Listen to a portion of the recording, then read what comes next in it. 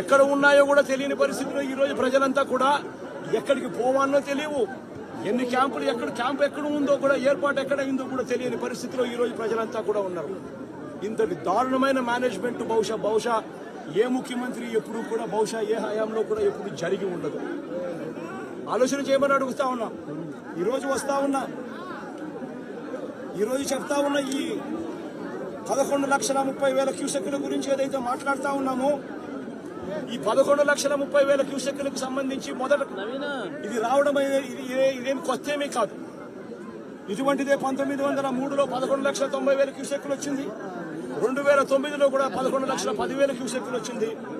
మా హయాంలో కూడా 2019, 2020, 2021, 2022లో కూడా ఇలాంటి వరదలే, ఇలాంటి రెయిన్ఫాలే నమోదు కూడా అయింది.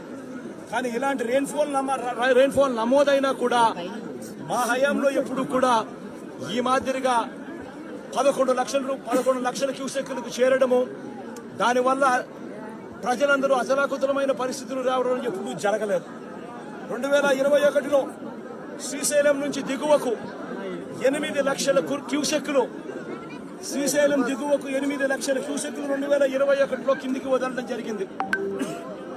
దిగువ పులిచింతల్లోకి మూసీ నది నుంచి 1,50,000 క్యూసెక్కులు రావడం జరిగింది.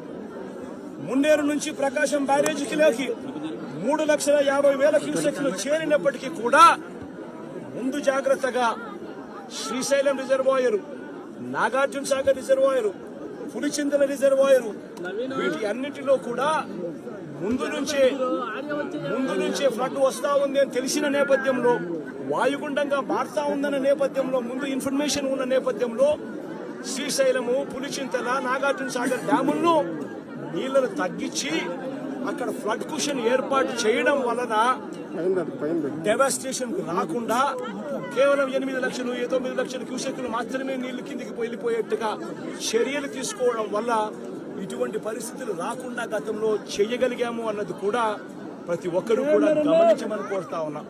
ఇంతటి మ్యాన్ మేడ్ ఫ్లడ్ క్రియేట్ చేసినందుకు చంద్రబాబు నాయుడు మొట్టమొదటిగా ప్రజలకు క్షమాపణ చెప్పాలి.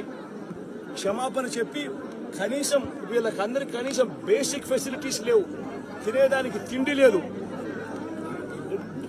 తాగేదానికి నీళ్లు లేవు, రిలీఫ్ క్యాంపులు లేవు, రూపాయి డబ్బు ఇవ్వలేదు. వీళ్ళందరూ ఎలా బతకాలని చెప్పి అడుగుతా ఉన్నారు. చంద్రబాబు నాయుడు ఇక్కడికి వచ్చి క్షమాపణ చెప్పి సమాధానం చెప్పాలని కూడా అడుగుతా ఉన్నారు.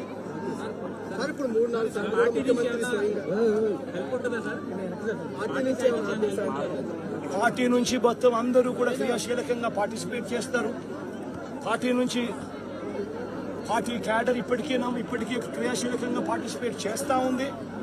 సీను దగ్గర నుంచి మా ఎమ్మెల్యేలు కంటెస్ట్ చేసిన వాళ్ళందరూ, కార్పొరేటర్ల స్థాయి నుంచి అందరూ కూడా ఇక్కడే ఇదే నీటిలోనే ఉన్నారు. ఈ రోజు నుంచి కాదు, 2 రోజుల నుంచి కూడా ఇదే కార్యక్రమాలే చేస్తూ ఉన్నారు. ప్రజలకు అందుబాటులో కొద్దో గొప్ప వీళ్ళు చేయగలిగిన కాడికి ఖచ్చితంగా చేస్తూ ఉన్నారు. కానీ ప్రభుత్వం అనేది స్పందించాలి, అది మోస్ట్ ఇంపార్టెంట్. ప్రభుత్వం అనేది పలికితే జగన్ ప్రభుత్వంలో కూడా ప్రభుత్వం ఉండేది. కానీ జగన్ ప్రభుత్వంలో ఏ ఒక్కరూ కూడా ఎప్పుడూ కూడా డిస్సాటిస్ఫైడ్ గా ఎప్పుడూ లేరు.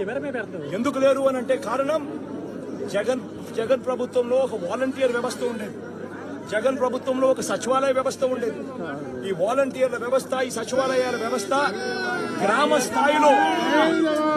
స్థాయిలో వార్డు స్థాయిలో మమేకమై ఉండేది.